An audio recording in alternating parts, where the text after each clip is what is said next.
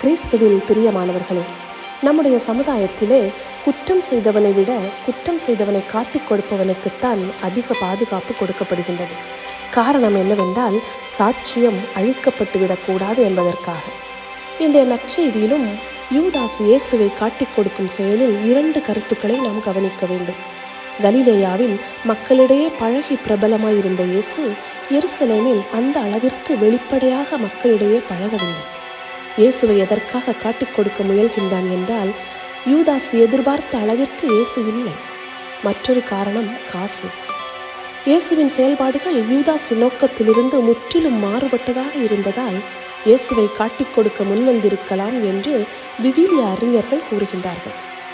நாம் பல நேரங்களில் மற்றவர்களின் தவறினை சுட்டி காட்டுகின்றோம். எப்போது நமது தவறுகளை இயேசுவிடம் காட்டிக் கொடுக்க போகின்றோம்? சிந்திப்போம், வாழ்வாக்குவோம்.